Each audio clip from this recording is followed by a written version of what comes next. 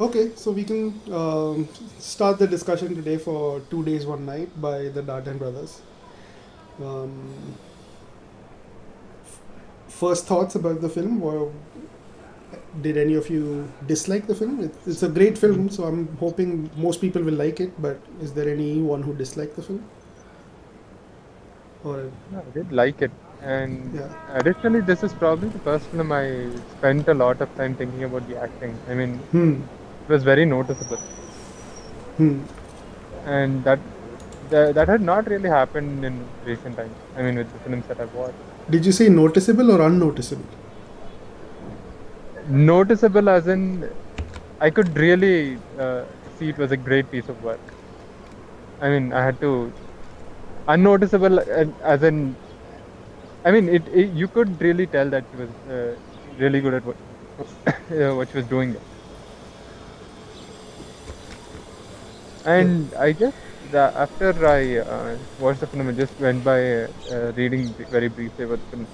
And apparently, it got a 15-minute standing ovation. I cannot really pronounce her name. I usually butcher French names. So, Marion Cotillard. yeah.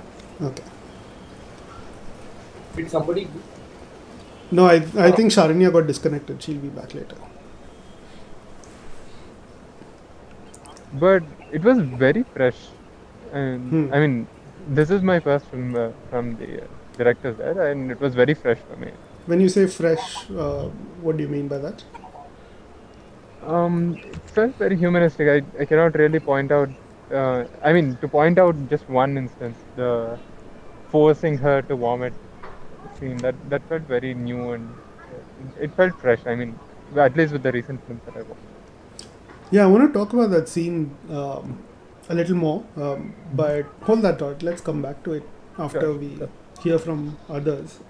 sure. Um, who wants to go next? Vishal, maybe? Uh, I love the film. Uh, it's it's a stunning film in my view. I mean, I remember watching the film and being blown away by it.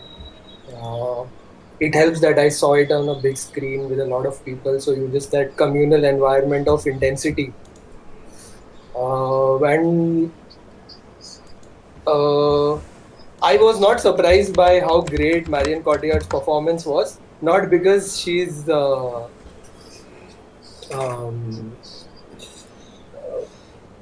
I mean, knowing Dardenne Brothers' style, I was expecting something like what she did, and she did not disappoint. Quite a stunning performance, and uh, the themes are still relevant, and it would be relevant even going forward, I would say. So great film, great film. Hmm.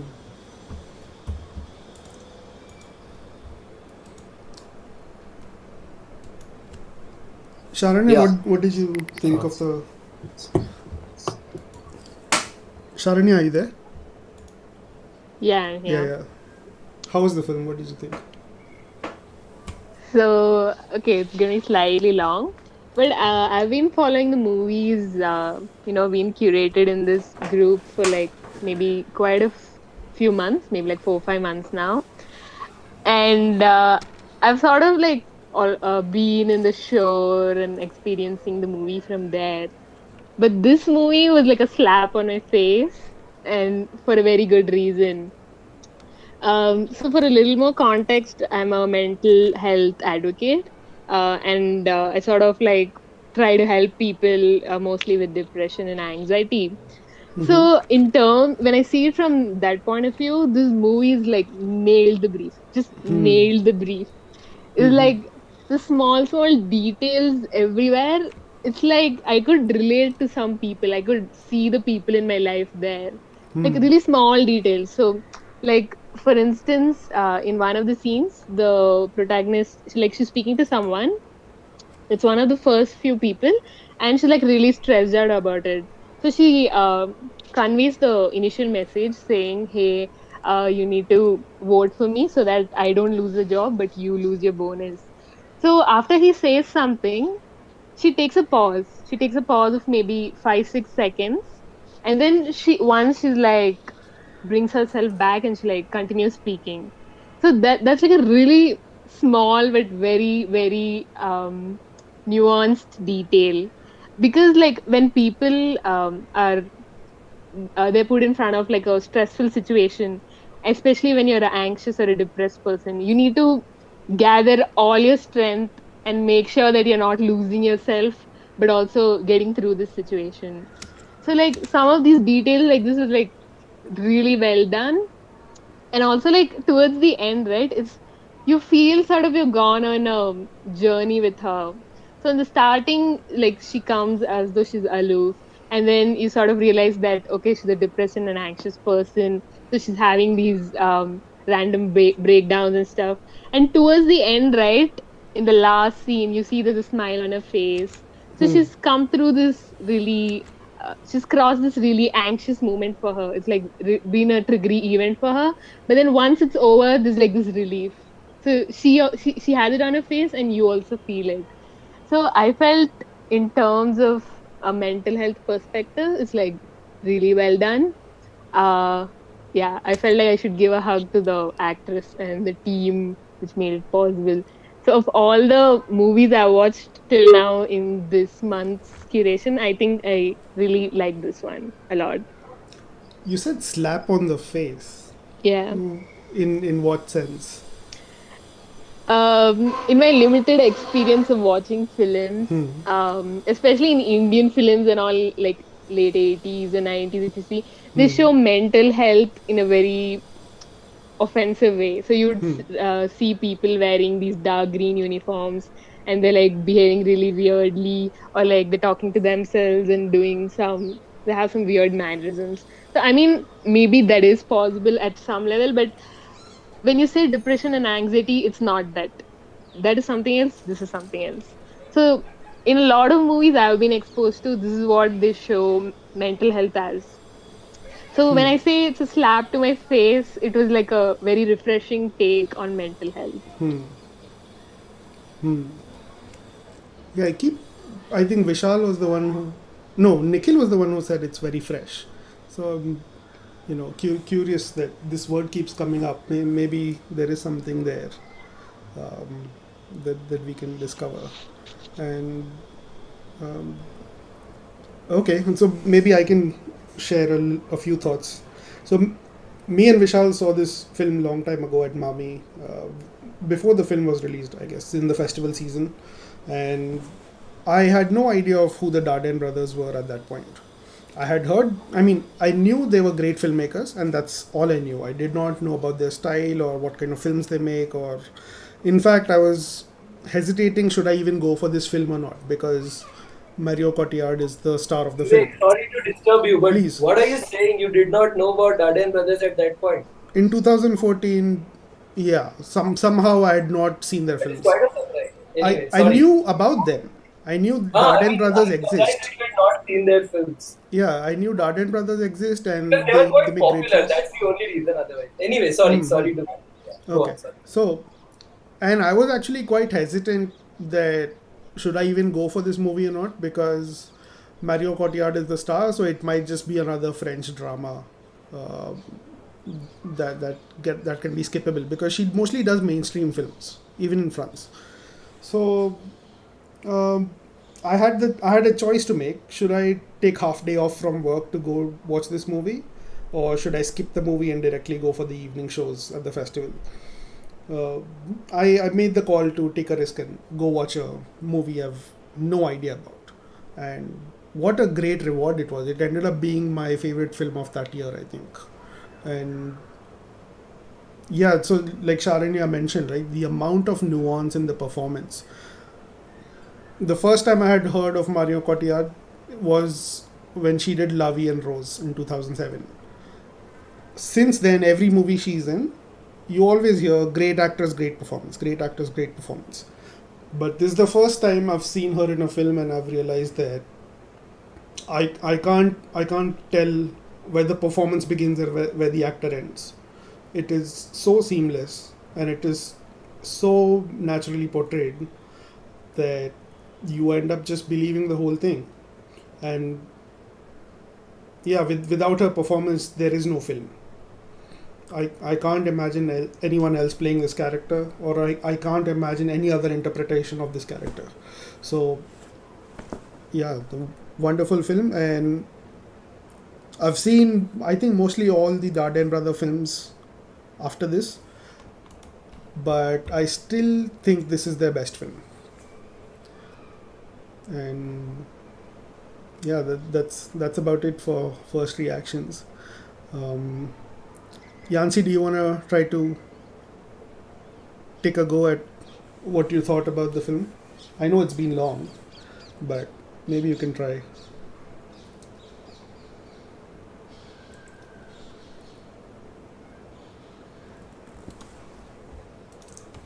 And I don't remember much.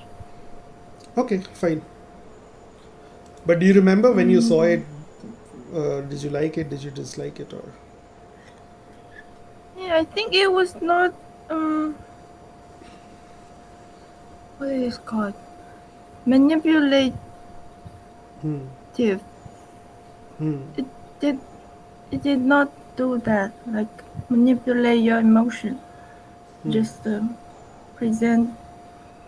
And I think what a good actor or actress is, especially when they're famous, if you watch a film and look at the character and you forget about who this is, no matter how famous they are, that must mean they're doing a really good job in acting. yeah, I've seen other films from this actress after this film came out, and it's not the same. There's something about her performance as this character in this film which is unique and special.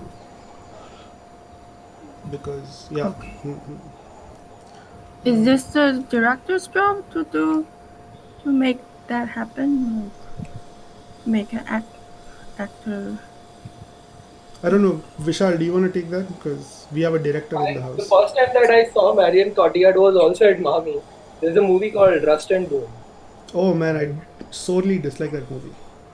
So I liked her performance a lot. That's when I started seeing her. Then I saw, I think we also discussed this film,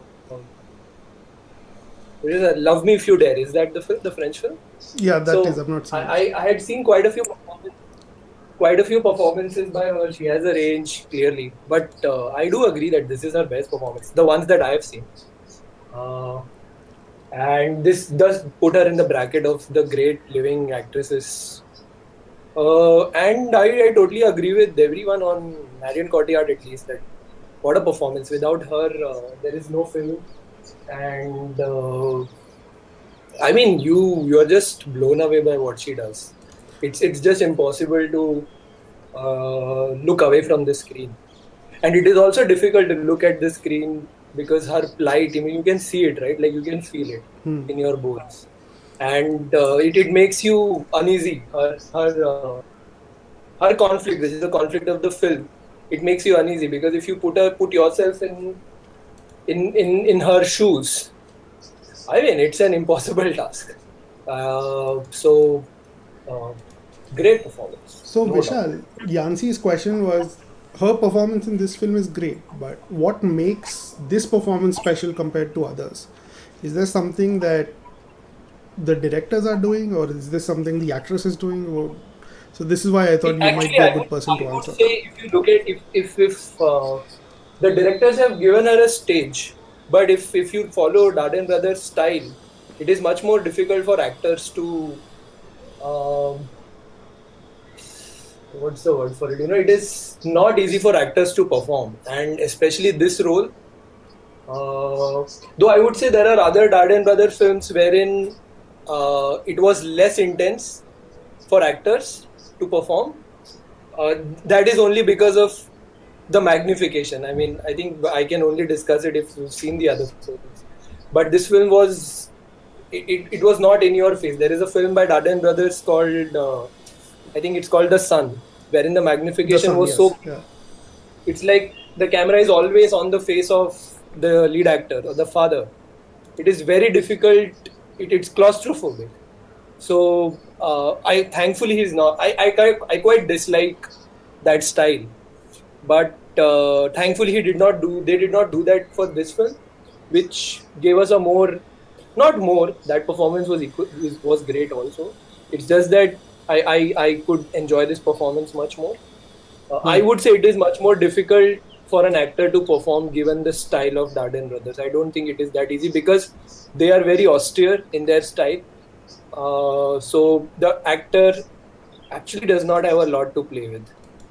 So Austere is the perfect word, and it's very difficult. I mean, the performance, because we will discuss it when we come to style. It is very difficult, I would say. Great performance again. Yeah, austere is the perfect word because in this film there is you could call it a minimalist film and be done with it, but if you go over all the things which make a film cinematic, production design and costumes and makeup and special effects and sound and music and smooth flowing camera motions and cinematography, not a single thing is there. It's almost as if the directors decided that let's take away everything from the filmmaker's toolkit which make a film cinematic and challenge ourselves to create a film. I would say that this is like the most this is probably the highlight of their career.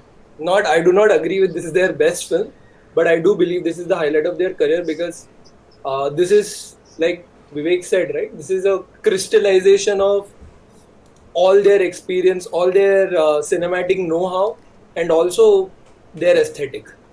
And it's quite brilliant to not watch. I would say it's quite brilliant to feel. I was thinking whether it's a good film to show students, because you take away all these things and can you still to create show sorry Vivek, to show what? You take away all the tools from a filmmaker's toolkit and you still can create a cinematic experience. Because their cinematic philosophy is still intact and it is very strong. And you see some of this in Tangerine, right? The iPhone movie, that he had nothing, yet he created everything. So I was thinking from that perspective, this might be a good film for students to study because you don't have fancy cinematography, you don't have any music, not a single note of music in the film. And you don't have elaborate costumes and sets and things that make a film feel grander. It's still a very stylistic film. It is. Very stylistic. Okay. Formally strong and stylistic. Are there any elements of style that you remember from the film? It's just the style that they have in all their films. It's probably more crisper, and the reason might be it is a bigger film, so probably they had maybe they had more time. That might be one of the reasons. They had more resources at hand, so it feels much more polished. But having said all that,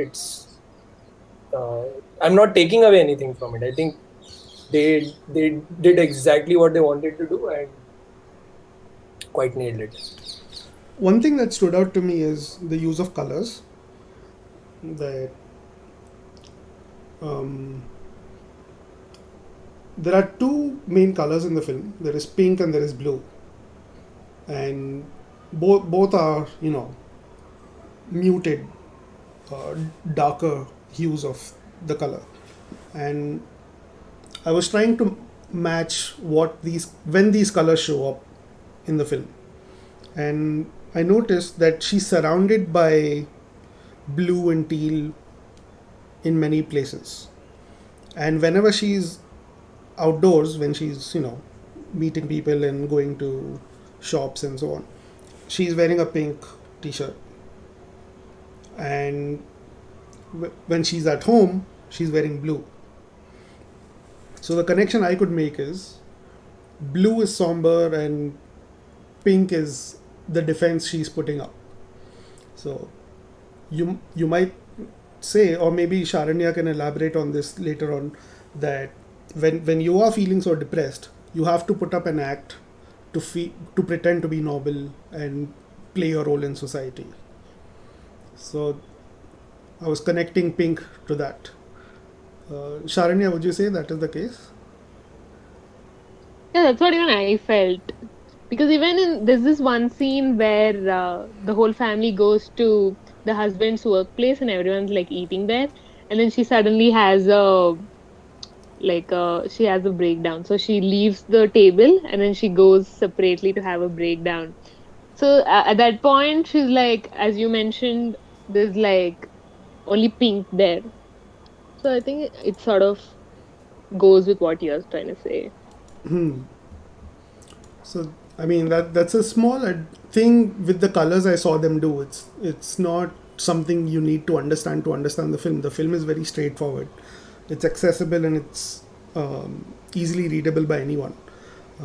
Then one thing, since I was watching it for the second time, I was slightly worried that my second viewing might not hold up to the first one. This is always a problem with films you really love. And my concern this time was that, okay, there are 15 or 16 people at the factory and she has to go to 15 people one by one to get their answers. So whether you like it or not, structurally the film is repetitive, right? You have to go from person 1 to person 2 to person 3 to person 4. So when you have a repetitive screenplay, how do you make sure that the audience does not get bored? Because I don't know about you guys, but the 2 times I saw it, I was not bored for a single minute. And what they did is the meetings with the 15 people, they kept it to a minimum. So every time she meets a person, that scene only lasts for 1.5 or 2 minutes, not more than that. And then she moves on. So the film really becomes about her journey to get to the next person, how difficult it is to get to the next person, how much support her husband has to put in for her to find the energy to speak to the next person, and reeling with the reactions of a rejection and things like that.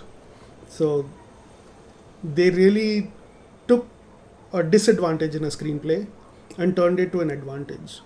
And that was something many filmmakers may not be able to do. And one more thing I appreciated is, in the beginning it becomes, okay, you have this repetitive thing, right, that she has to go to multiple people.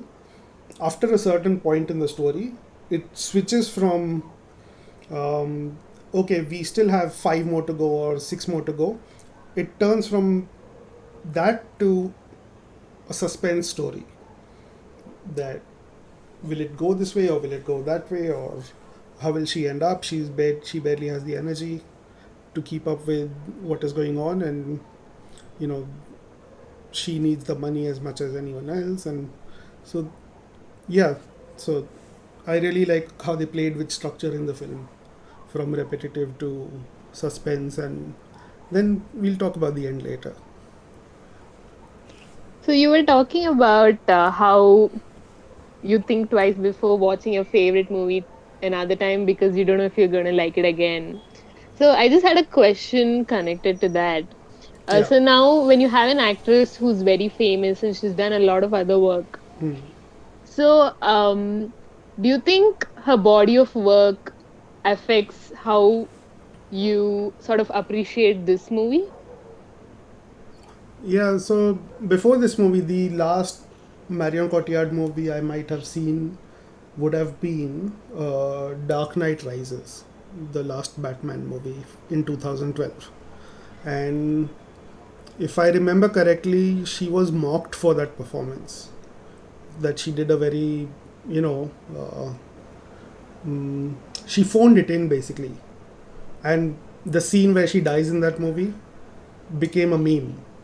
People started posting gifs of her closing her eyes and turning her head to the side like a kid So beyond that, I can't remember what other Marion Cotillard movies I had seen, but I know her to be highly acclaimed, but I don't know what the acclaim was for. And this movie, it finally came home that, I see why she's such a important actress. Sharanya, is this a question specifically about Marion Cotillard, or generally are you asking it as a very general question? So it started from this movie, but generally also I'm interested. Okay. I just assume that the baggage you had from watching her in all other movies, or generally anyone else, you would carry that forward when you're watching another movie. So you sort of have these expectations, okay, this person acts like this. So I was just wondering if it's for others also.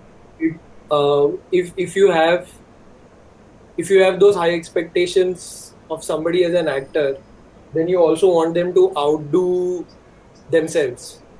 So at least that's what I always go for. Like I want to see how they outdo themselves every time that they come on screen in a new film. So for me, at least there is some sort of an effect. Body of work does affect my expectations. But I would say, I mean, only I can speak for myself. Like, it's not that difficult to be objective about a particular performance. Isn't that also true for directors in a sense?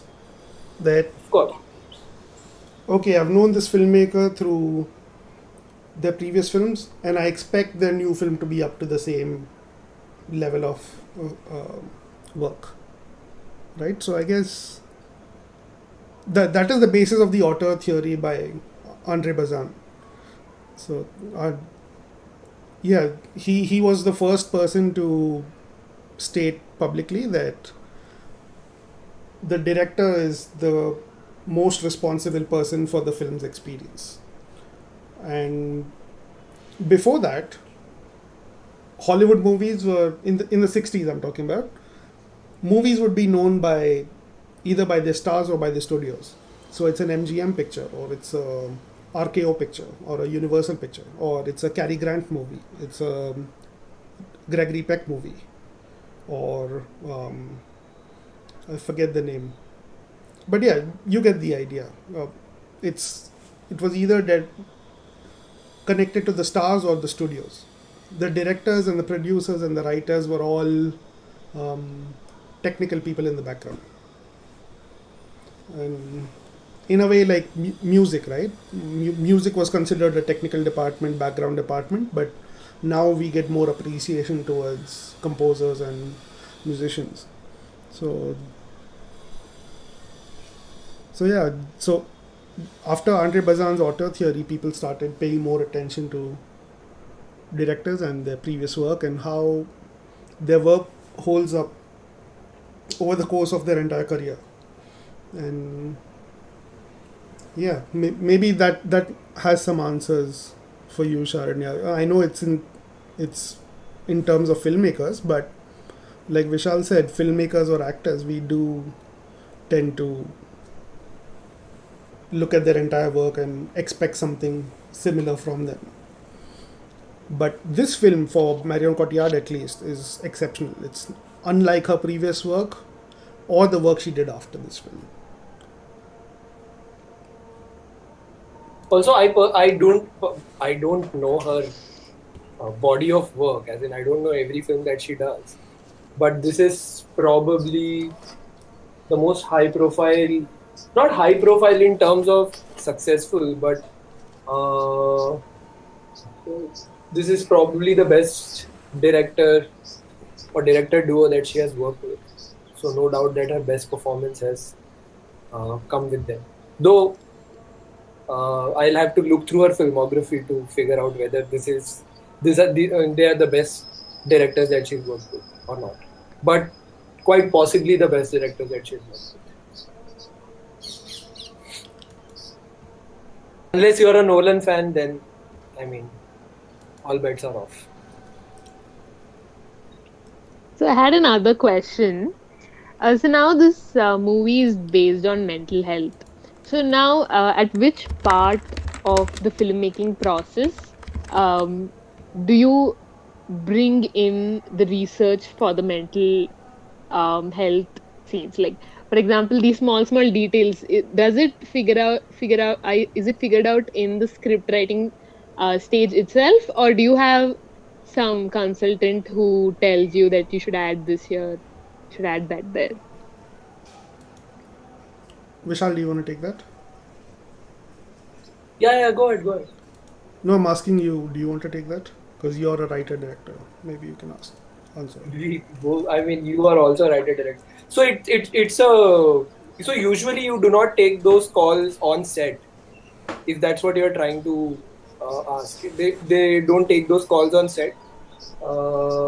Usually it's so I don't think this is a film about mental health. Mental health is a very important aspect of the film, but I don't think this is a film about mental health.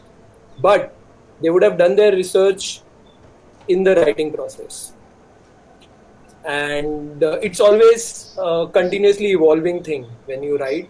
It's even when you're shooting, you're trying to improve things. So there might be aspects that they might have figured out while shooting. Somebody might tell them like, this does not ring true. So you do make those changes accordingly.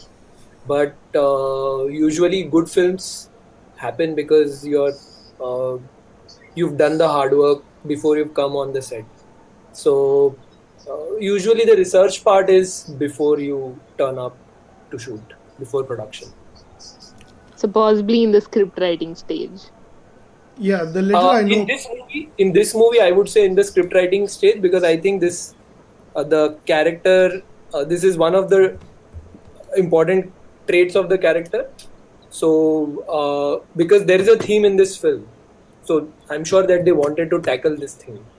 Unless it's based on somebody in real life, then it's a totally different story, which I do not know about. So there's a theme, so you figure out, okay, this is the theme that I want to explore. So when you find the story, then okay, this is a great way. Like if the character has mental health issues, then this is a great way of tackling.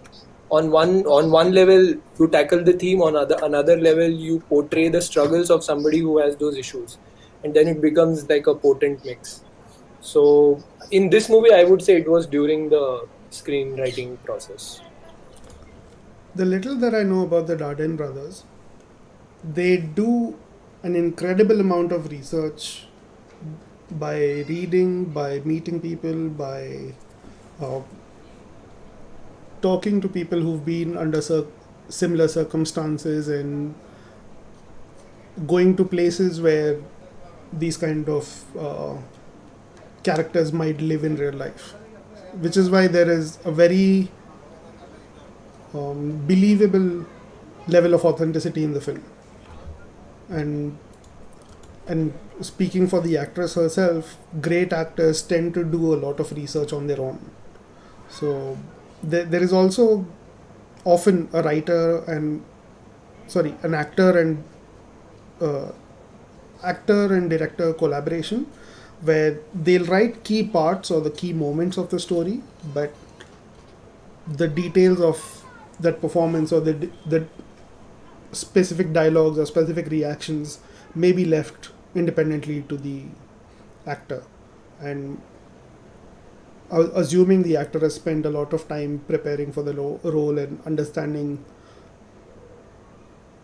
what a person like this goes through or pulling from personal experiences, maybe, then a collaboration of these three, writer, director, actor, and ends up in a movie like this.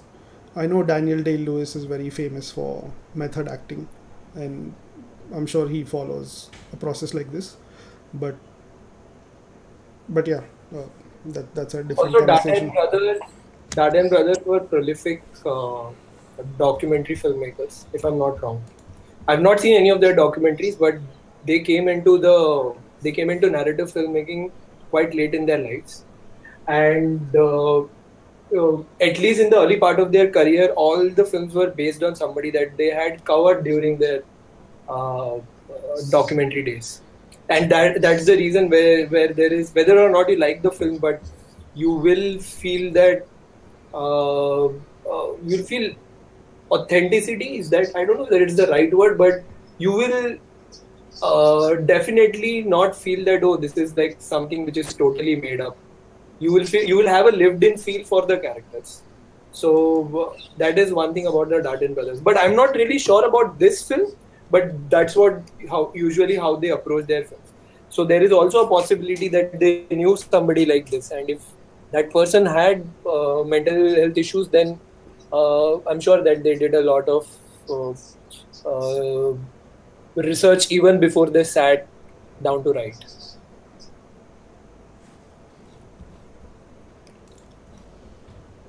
Okay, there is something I wanted to talk about in terms of, this is a drama film, and the core elements of a drama being comedy and tragedy. We might remember the famous masks that represent this. And when I was thinking about this while watching this movie, and there is something that this movie does that blows my mind, or has blown my mind the 2 times I've seen it, and it's the reason why I consider Dardenne Brothers as one of the greatest masters of cinema. Is there is a scene in the movie. Nikhil is not here, no? I wanted to get his answer on this because he was talking about it. There's a scene in this movie where she commits suicide, or at least attempts to commit suicide. She takes a pack full of pills and gets ready for basically her final moments, and then she's shaken up from her sleep and asked to speak to this new guest who has come in, and the guest says, you know what, I'm going to root for you, I'm going to vote for you, and I'm going to help you win. And her response, instead of being elated or being thankful, is that I just ate a box full of pills. And that is a very serious situation, and they played it as a comedy without any, there's no background laughter, there's no comedy music, but just by the acting and just by the reactions, they played it as a comedy moment. And if you put a suicide scene in a screenplay, I doubt I would find any other filmmaker who would had the guts to take a serious movie and treat the suicide scene as a comedy. And if you see, it's they make her puke up the pills, they can't do it, and then cut, she's at the hospital. So that cut is also played for laughter, that yep, you guessed it, she's at the hospital. So that's a very, very daring thing to do. Then coming to the contrast, they do this again with tragedy. I think a few scenes later, after the hospital, they are in the car together, they're going home, right? And the guy suggests, let me play some music. And he plays some rock music. This is important. The rock music part is important because earlier in the film, you see him turn on the radio and there's some classical French song playing, and it makes her, she gets very emotional about it, so he turns it off. And she says, stop trying to protect me and please put it on again. He puts it on again and she tries to control herself. Like Sharanya was saying, every situation is a battle and you have to take hold of yourself and try to control your emotions. And she does get emotional with that French classic song.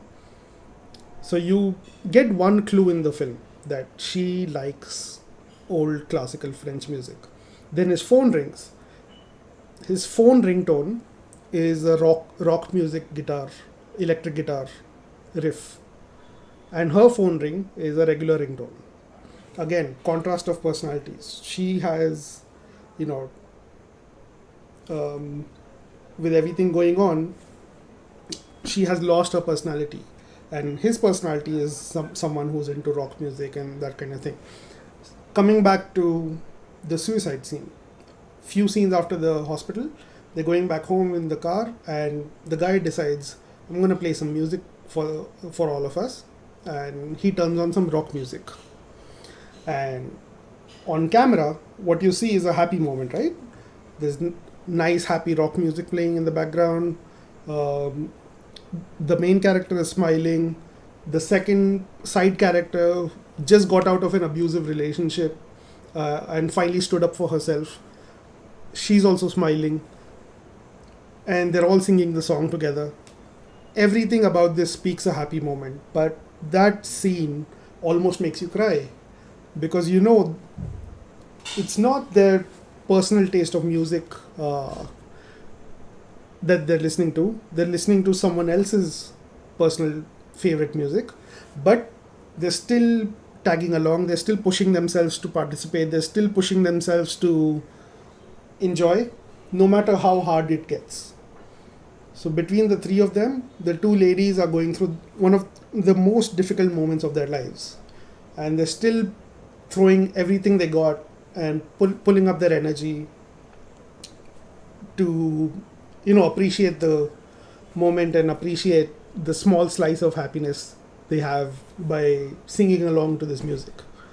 And yeah, so if you take a serious scene and you turn it into a comedy, you take a happy scene and you turn it into a tragedy, and if that is not master filmmaking, I don't know what is.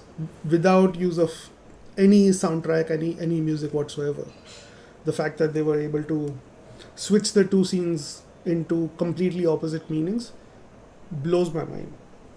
And that's the reason I consider those moments are the key reasons why this film is a masterpiece for me. So I heard and understand your points.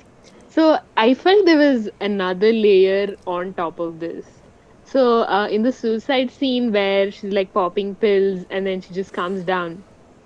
So and then her friend comes and says, "Hey, I'm going to vote for you." So at that point, right? Usually, what happens is in people who are depressed or anxious. So when there's like a bad news and a good news, people tend to make the good news like smaller and focus on the bigger problem. So at that point, she realizes, oh, okay, this is a small thing, but I have like a much bigger problem now that I'm going to die. So when she comes, as a matter of fact, she says, I think I'm going to die.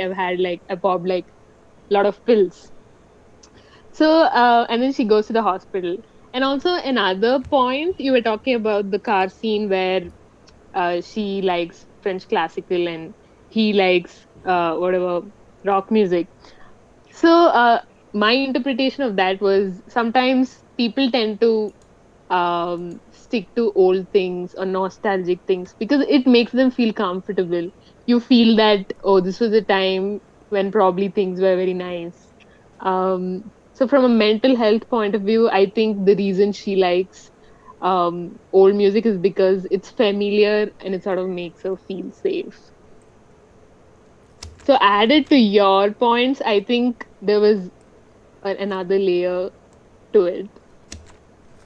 Oh, right. This is I didn't know any of this. So all of this is new revelation for me. It's so all the things you pointed out. It shows how amazingly complex these scenes are, even though they are relatively simple on appearance.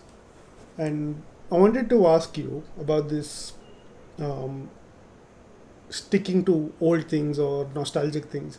Is it because they're afraid of change, or is it because change is so volatile that it brings uncertainty and you don't know which way things will go?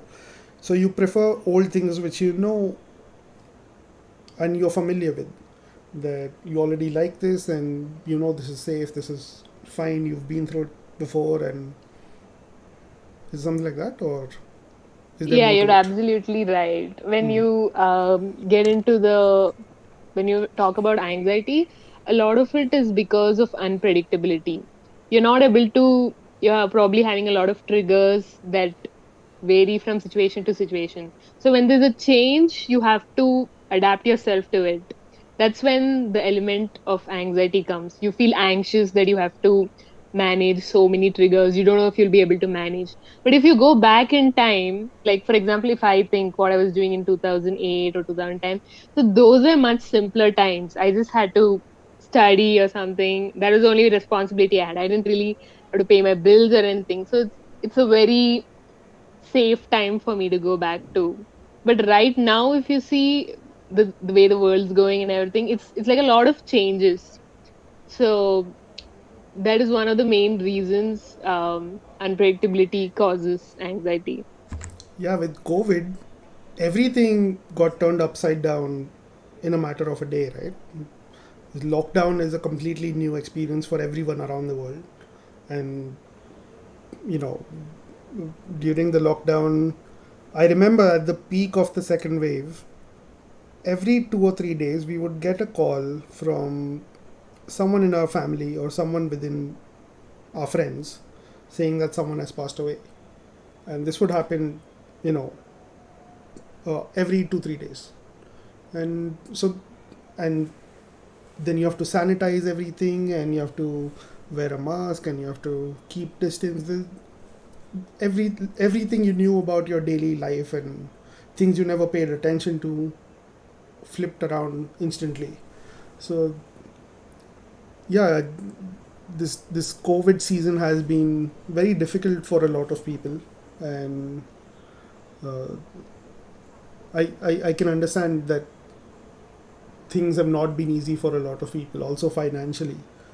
So, which is why we thought maybe if we tackle this theme of mental wellness, we can talk about these things through the perspective. I mean, through the support of a film, and understand these problems a little bit better. And thanks to you, these things that you brought up, I'm sure a lot of people who listen to this later will find this helpful. So yeah.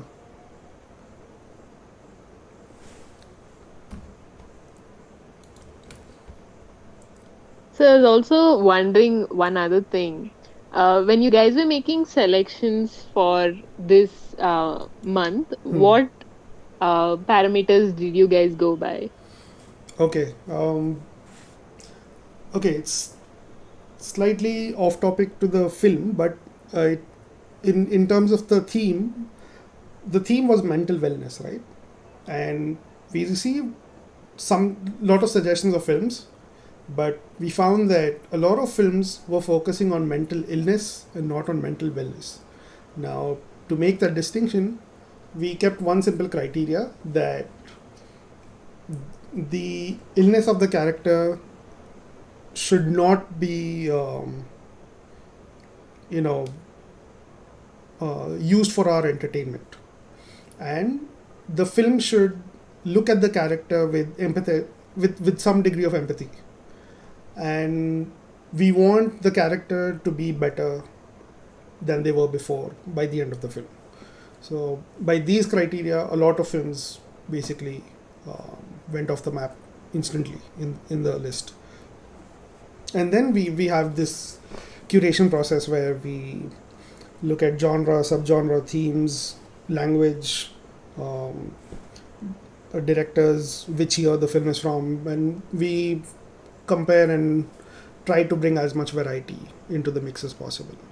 So that's how we do the curation.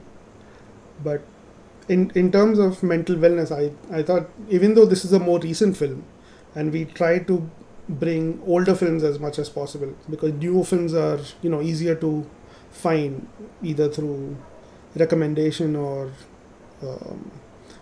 from the internet, but older films are generally mostly forgotten about. So we tried to bring more older films, but even though this is a recent film, I felt strongly that this film should be in the curation, and I'm very glad to hear that you really enjoyed it, and not just enjoyed it, you found it very accurate in terms of depiction of mental health and mental wellness. So I'm glad we were having that conversation alongside the film conversation as well.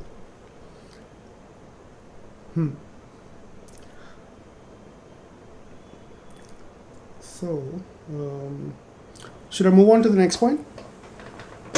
Yes. Okay. So, in this film, one theme that I notice which comes up over and over is that she has to ask these people to forgo a bonus in place of keeping her job, right? And at the core, what is going on is you have two important decision they have to make, that either these characters take the side of empathy or they take the side of self-interest. And this is something that we can relate to, not just from the film but also in a personal life, that these dilemmas come up again and again in our lives, that we have to choose between empathy and self-interest. And it's very interesting to see in the film who chose what and for what reasons. So yeah, I'm curious what you guys have to say about that. That some chose the bonus and some chose her job, and some chose the bonus out of because they felt they had no choice because of certain expenses they may have, or certain budgetary constraints they may have at home. In fact, one guy even starts crying towards the end that I really want to help you, but without this bonus I would not be able to even feed my family. And at that point, is it even can we even call it self-interest, because that is self-preservation? So any thoughts on this?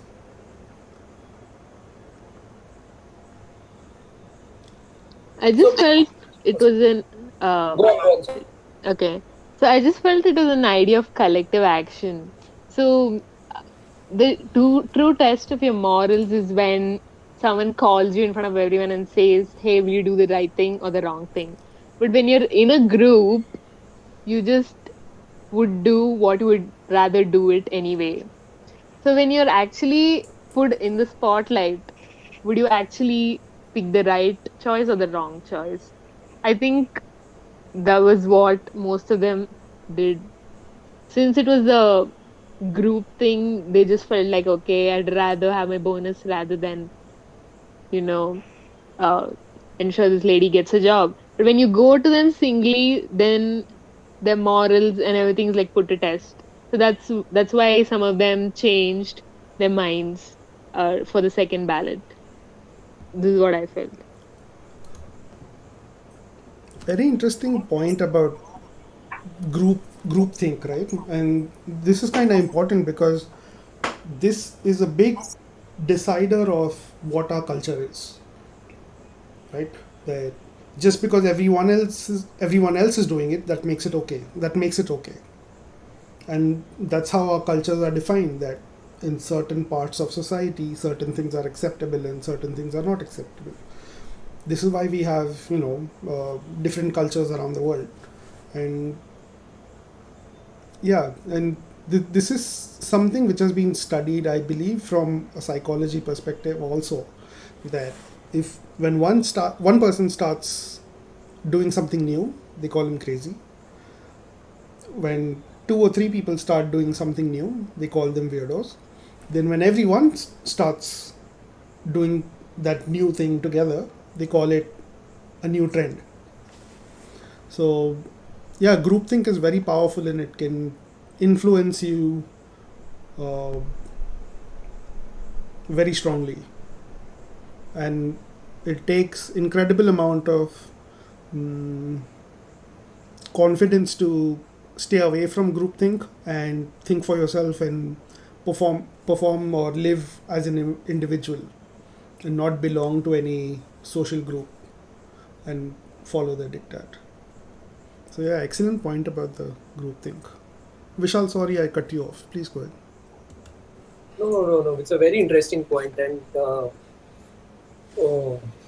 very, very. Uh, so the reason I always felt so connected with the film, apart from, I mean, I'm talking about on the thematic level, is there is this element of what Sharanya just said. Also, the fact that since this bonus, getting a bonus is classic capitalism, right? You invest in something and you'll get a bonus you'll keep on getting bonuses end of the year. And then on the other hand, there is socialism, wherein everyone should have an equal share of the pie. So, not classic socialism, just trying to give an example. So, it's very, I found that much more, that is the reason I found it so much more difficult to take, because you are asking somebody to make these sacrifices, and you are also judging them for that, which I found so true, and it was so difficult to take. So the creamy layer doesn't really make those sacrifices. Sacrifices are being made by people who can't afford to make those sacrifices, and still they do, and that's how the world keeps on rolling. And that's why I said that this film is true even today, and it will always be relevant. So for me, that was the theme of this film, and I found that much more interesting, and how they tread that. It's a very thin rope of getting preachy when you're doing something like this, but at no point, at least I did not find the film preachy at any point, and it just it was quite something. And also when you talk about not classical filmmaking, so you look at a big budget film, there will be a hero who will be doing extraordinary things. But I also see this film as an epic film. And the simple reason being, this is an ordinary person put into a really, really extraordinary situation. And when you look at it from her point of view, it is a very epic journey. And it happens in films all the time. I'm not saying this is a film this film does it, but this is one film where I found that my emotional connect with that film felt like an epic film, where my hero comes and saves the day.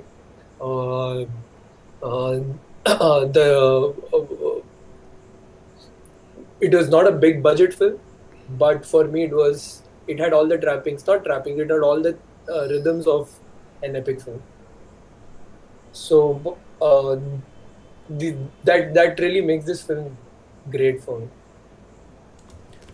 I want to come back to what you said about sacrifices and things like that, right? It's unfair to, even to some degree, even judge the characters for their moral standing, because this is not a problem they should be facing in the first place. If you need a bonus to even pay your rent or put food on the table, that is not a bonus, that is a necessity. So maybe there's a conversation to be had about what is a fair amount of compensation for the work they are doing, and why are they not getting paid that much, because you shouldn't need a bonus to make ends meet. And you said it's the creamy layer which doesn't make the sacrifices, and I was thinking about that also, because in the film, the manager, right, the Mr. Dumont character, he says, I have to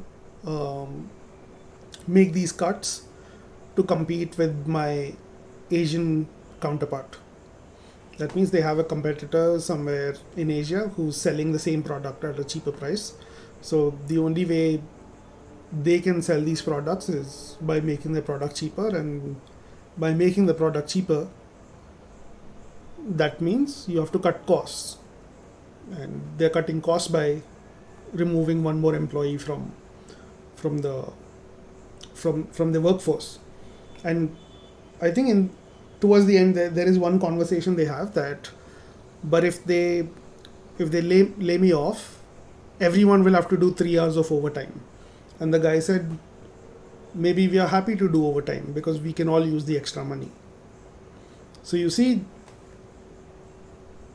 that they have to work overtime just to get enough money to pay their bills, and that is unfortunate. I was thinking about that global trade and the power of our choice of what we buy and what we consume, what impact it has on a local level everywhere around the world. This is happening right now in your neighborhood today. The purchase you made on Amazon last week, some cheap product from a no-name brand, it is taking away someone's job in your city. This is happening right now everywhere around the world. But that doesn't vilify the managers, because I guess there has to be a better way to tackle this than just cutting costs. Maybe they can make a superior product. Maybe they can, do better marketing. I don't know. I'm not a business guy, but there are multiple ways to probably come around it than just taking away workforce. Because I believe they're skilled workforce. They're making solar panels, right? So they must be skilled workforce. If you just take away skilled workforce from the Excel sheet, yes, you cut costs, but when you want to expand again, you won't have skilled workforce anymore. You'll have to train them, and that also costs extra. And this is a very common business mistake that a lot of CEOs end up making. I remember in the 2008 crash, every day in the newspaper you would see 300 people laid off, 800 people laid off, so on. Every day in the newspaper for several months this used to be the case. And yeah, these people think that just getting rid of the workforce is the best way to cut costs, and the true strength of a great company is always its people. But again, that's slightly an off-topic conversation.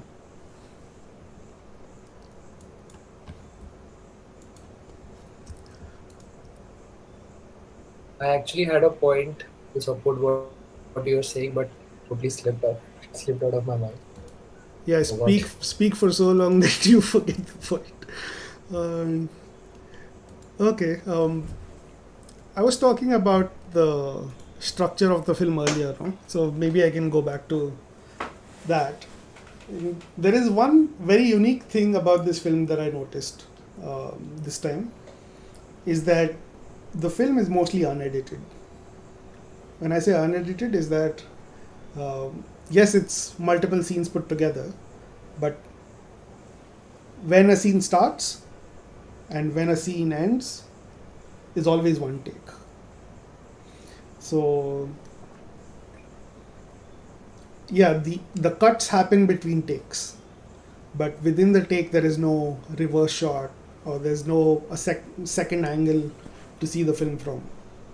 So the camera will start the scene, and that same camera will follow the character wherever they want to go, and that same camera will end the scene. So it's a very simple film in terms of mechanics, but it puts a lot of pressure on the filmmakers. It puts a lot of pressure on the camera operator, on the actor, on the directors, on the background supporting cast, on the lighting people, everyone. Because if you ruin this take, you have to go back and shoot it again, which will take, a reset takes a long time. Vishal, you'll know that. And then to do a 3-4 long minute take is not easy.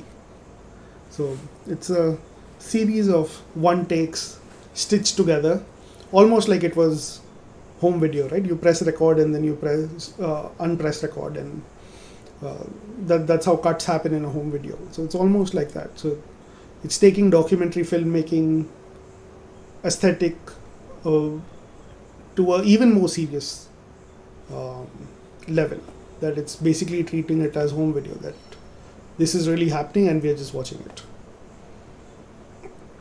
So do you think it was done purposefully, or it was because of budgetary constraints? No, this is definitely on purpose. No.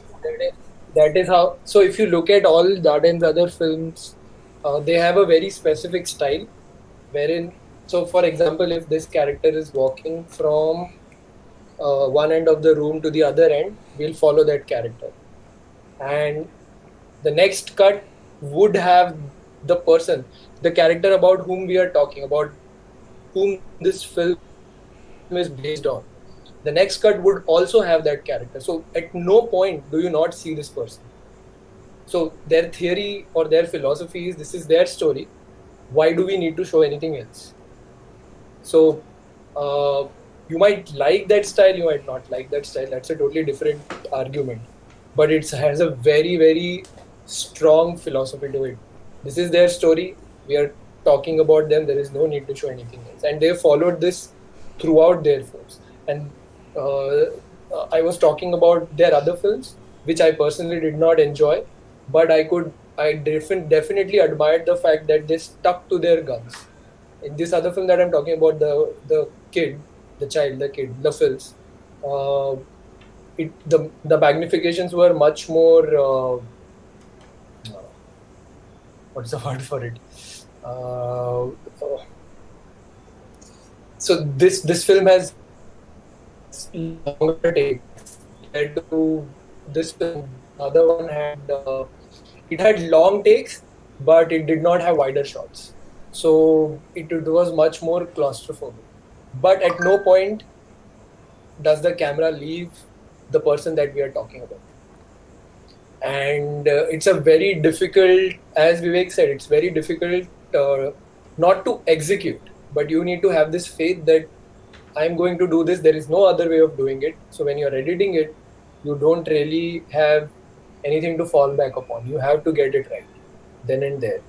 So that has been their style, and they have followed it very diligently. This is not their first film in which they have followed it. Their other films also follow the same style. In fact, when I figured out after not liking their films, I think it was during watching their third film that I was seeing. That's when I started figuring it out, and I always look for them to not follow their style, but they never do it. Like, it is very diligent. It's very difficult, but they diligently do it, and they're able to execute it. So quite awesome. In fact, it's more expensive for them to shoot it this way, because let's say you have planned 3 hours to shoot a certain scene at a certain location, and you don't get that take. You have to keep going back to that location to shoot it again. That means you need new permits, new dates from actors, and everything becomes more complicated and takes longer to shoot, because your reset time is so long and your shot length is so long. And this is something they can do at this level of their career, because they're considered masters of filmmaking, that a famous actress like Marion Cotillard can also free up her schedule just to make sure that she has time to do a Dardenne Brothers film. And they can also spend that extra bit of money to make sure that every shot in the film is doing what it's supposed to, so that the film will flow as they've planned it in the screenplay. So definitely a conscious choice. Makes sense.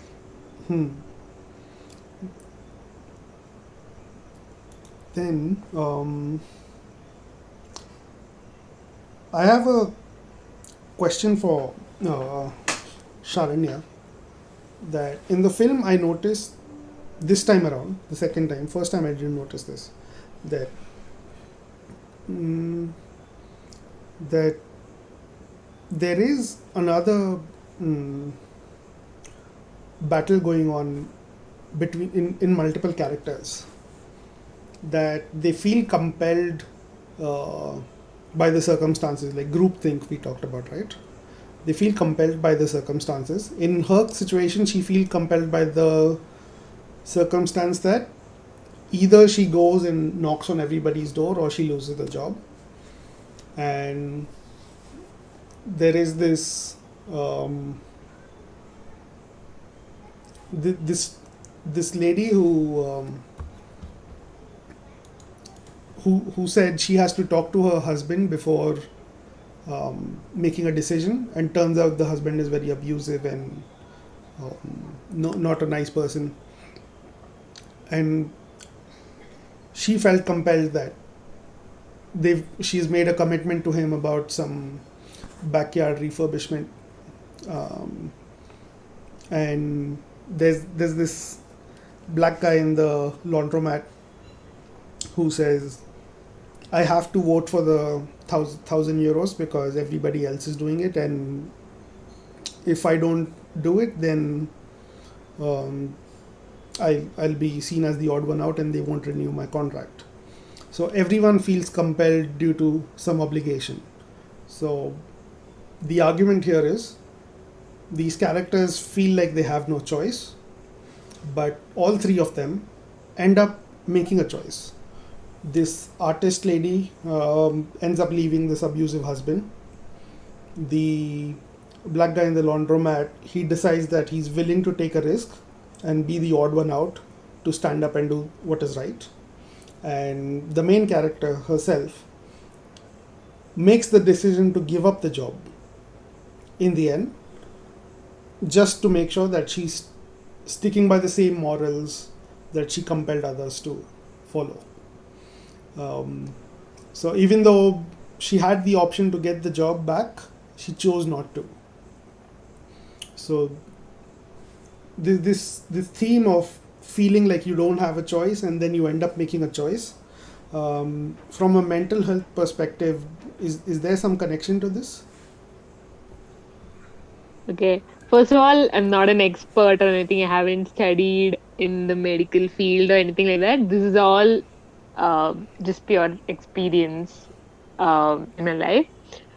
So I just felt that when someone is vulnerable, right, it sort of gives a license for the other person. When you're vulnerable, it's sort of, you need to give up all your ego and everything, and you're exposing yourself to someone else. So the other person realizes, okay, this person has taken this step. Possibly I can also trust them and make myself vulnerable and make that choice for them. So it's sort of like, it sort of happens that when someone's like mentally ill, when people find out about it, there's sort of like, it becomes sort of like a sisterhood. When two people are suffering and then they find out that each other, they it sort of becomes like a companionship, and they try to support each other and stuff like that. So Bonding over a common experience, is that the same yeah, thing? exactly. Okay. So I just felt that the vulnerability opens up avenues for others to bond with her, as opposed to knowing her as just a random employee or a random colleague. Now that they know like a very personal part of her, they feel that they can also be vulnerable equally from their end. Okay. Vishal, were you trying to say something? Vishal? No. Okay. No. I totally agree with. Okay. So maybe for closing thoughts, I can ask both of you this question. What did you feel this film was really about?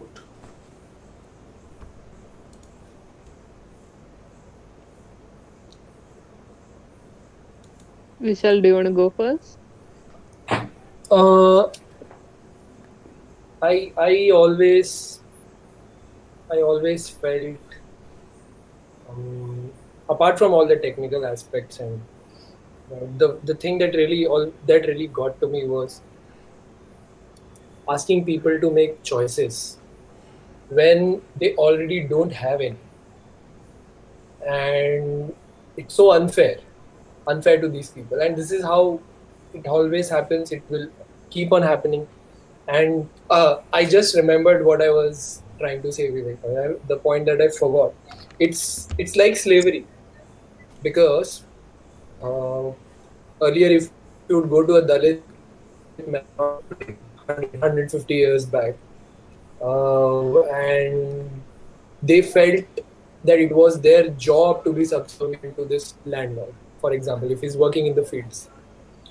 So even here, as you said, like if it's they feel it's all right to work overtime because they want to work on that extra dough. So that mentality that, kya karenge? You have to do that job, though it is inhuman, right? Like you have a life. It's not supposed, you don't have a life just to work, but that's what they do, and that is their only truth. So, and they don't have a choice in that.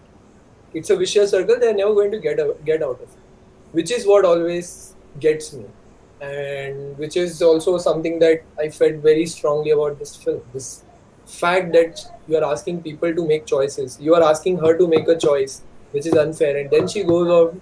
It's like a domino effect. Then she goes on to ask other people to make those choices, and it is also unfair for them to make those choices. And Sharanya greatly pointed out that then you as an audience are put in a place where you are judging them, because clearly if they are not with the protagonist, then you'll probably look at them with a sense of injustice. So it's so beautifully, it's so simply and yet beautifully done by the filmmakers. It's so organic. It's not easy. What they've done is not easy to do, and they've done it quite neatly.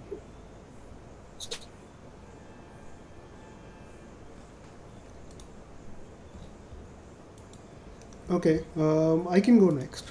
So, I thought about this for a while. What is this film really about? Because the first time I saw it, I thought, okay, it's about a depressed lady trying to overcome her circumstances, and she has a small victory in the end, in the fact that she's not weighed down by those problems as much anymore, that she has some sort of relief and resolution. But this time around, it was a little different. And this time I was circling a lot more with the last point we were discussing, which is the power of making a choice. And maybe it has something to do with anxiety, which, like Sharanya was talking about, that change is scary and old is safe. Maybe it has something to do with that when a change occurs, it really usually occurs out of your control. You're giving up control. You're not giving up control, but you're made to give up control in a situation. For example, lockdown happened. None of us had a choice. We had to accept that change. Let's say something goes wrong at work. You can't control it. You have to accept that change. So, in a way, change happens when you don't have control over a situation. Or the other way change can happen is when you do take control of that situation. So this is the point I was circling around, that in the beginning she starts feeling she has no choice. She feels everybody will vote against her and there is no point going door to door. And her husband has to keep pushing her, keep supporting her in little ways, small ways, bringing her lunch on time and driving her to all the places. Same for her friend. She has no reason to do it, but she does it out of love and affection for her, that she goes up to the boss and says, can we do a new vote please? This is not acceptable. We can't just do this to her. And um, gives her a new option, and ultimately in this film, over the course towards the end, she ends up making a choice and choosing her own future. That even though she has the option to keep working, she chooses not to, and then goes on to face new difficulties in her life. Earlier we learned that she can't pay the mortgage without this job. She might lose the house. They might have to relocate into a worse neighborhood with worse conditions. And when you move into a new neighborhood, that usually means the school district has changed, so the children might have to move to a new school. So it is difficult for everyone. Now, she accepts that, and I thought that was the power she had in that moment, that she made the change herself and she took control of the situation, and that's why this change is less scarier than the change which was offered to her in the beginning of the film. So this is what I think the film is about, that the power of choice and how it can change depending on how you perceive it. Yeah, I think that's what I was thinking about, at least when I saw the film for the second time. Sharanya, are you there? Yeah. If I had to tell, I'd agree with both of you. It was about the journey of a choice. In our lives, if you see, it's like basically washes of gray, and then occasionally you'd get a situation where it's either black or white. So what you do in these black or white situations is what judges whether you're a good person or a bad person. And also, I'd like to take one example of an instance. So when Conjuring released, right, many years back, so we'd gone for it with like a huge group of friends, like 20 people. So at the end of the movie, like actually that was one of the what can I say? Wasn't scary, but it had a lot of jump scares and all those things, the whole works. But in the theater, at the end of the movie, when the family comes out of the house, there was a collective sigh in the audience. Everyone's like, "Oh, the family's safe now." So similarly with this movie, when she walks, in the end, she like has her head held high. She has a smile on her face. So even I had a smile on my face, and I was like happy that okay, she's like she took the right choice, and she's like come out of it in a really good way. So I just felt that it really completed the film for me. Nice. Sharanya, if I can ask, in the beginning of the discussion, you said you are a mental health advocate. Are you volunteering with some group, or is there anything you're involved in that you want to talk Okay, about? so I'm not volunteering with anyone as such, but I was sort of doing it in the past for a bit. But I do have contacts with a lot of health professionals, and I have a lot of resources in the field. So if anyone wants help or anything, you can always ping me on Telegram. Okay, perfect. Okay, thank you guys for coming. I think we can end the discussion. I'll just end the live stream and I'll be back.